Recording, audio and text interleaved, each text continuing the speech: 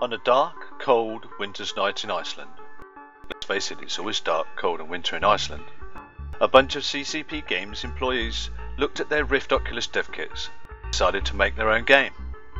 Perhaps it was because of there being no actual games released for the also not released Oculus. Perhaps it was because it was an actual dev kit. But they grabbed a pile of EVE Online artifacts, a Unity game engine, and spent their private time putting together something called VR. FanFest 2013 came and went, as EVE VR was shown to the fangirling masses, and later an actual product was announced, EVE Valkyrie. Fast forward through another FanFest, E3, GDC, and lots of other events, and a new dev kit, DK2, and here we all are, sitting, waiting anxiously for news of a game we all know will revolutionise space combat sims. But while we've definitely joined in the squealing, let us cast a look at EVE Valkyrie, and what we know so far, the competition, the setting, and why we're as excited as a tornado in a trailer park. The first thing that comes to mind when mentioning EVE Valkyrie, at least for us, is not the 440 or so grams of plastic and electronics people are wanting to strap to their face. No, it's the setting. New Eden, the universe that holds over a decade of grand stories, written in sweat and worn out keyboards by the players of EVE Online. The creators of EVE Online, EVE Valkyrie, Dust 514, EVE Legion, and Hey Tuspil, CCP Games, have come out and said there will initially be no game link between EVE Valkyrie and EVE Online. Valkyrie will effectively be its own game, set in the same settings as EVE Online, but otherwise isolated. A later connection between it and the larger EVE universe has not been ruled out, which leaves us with the same hope that led many an SPF player to join Dust 514, the hope that one day a Valkyrie fighter pilot could topple an EVE corporation, blow up their flagship.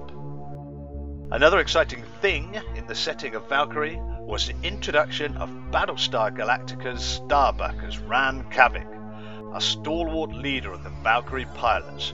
Ran will be the player's link to the universe, and present during gameplay as providing comments during combat. The main talking point for most in relation to Valkyrie is the use of virtual reality in the form of Facebook's Oculus Rift goggles.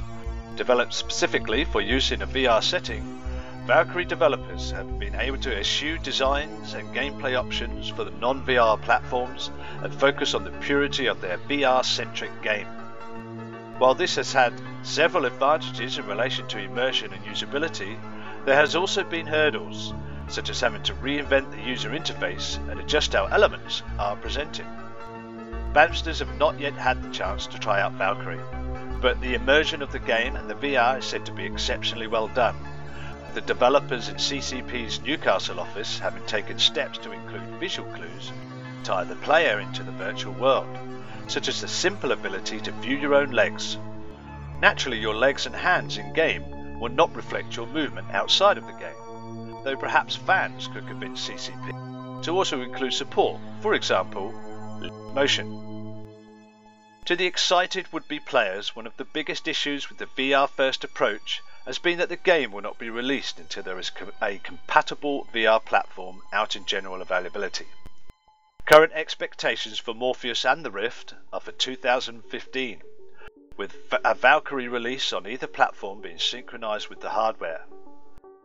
Outside of Oculus Rift, support for Sony PlayStation's Project Morpheus has been announced, though reports from gaming news sites point to demos on Project Morpheus having so far been done using PCs instead of PS4s. Just as Microsoft has not yet announced a VR kit for the Xbox line of consoles, there has been no indicators that the Valkyrie developers are even looking in Microsoft's direction. Reflecting back to the stories about whether to get Dust 514 on Xbox, it also seems unlikely that Valkyrie would even be allowed there if CCP intends for there to be cross-platform gameplay. Oculus Rift has been stated as the exclusive platform for Valkyrie on PC through a co-publishing deal. With Project Morpheus at least covering part of the console space, it seems the hardware platforms have been laid out. Android support has not been addressed, but an unofficial comment from one of the Valkyrie developers pointed out that they would not look at anything that was not absolutely capable. Perhaps that excludes things like the powered by Oculus Gear VR by Samsung, though we wouldn't mind having fewer wires around our necks. On the software side, we only really know that Valkyrie will use Unreal Engine 4 and support PS4 and PC, while the Oculus Rift and Unreal Engine 4 both support not only Windows and PS4, but also Mac OS X and Linux. We have not seen any news about Valkyrie also releasing on these.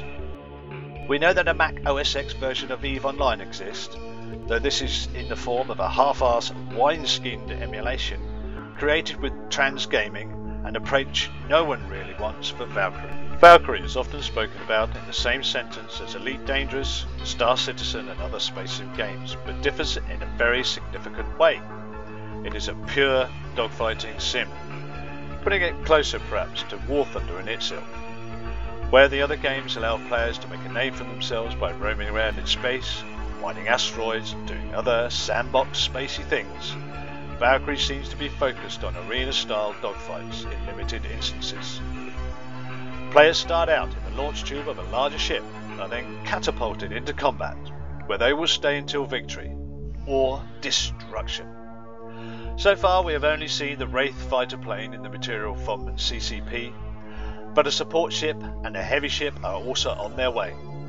So far this seems to match the assault, logistics and heavy classes from Dust 514, though details from CCP on the two latter ships are still under wraps. The game will present players with ranking, experience and reputation, and though there is mention of highly dangerous yet lucrative missions, ranking and reputation are not clarified.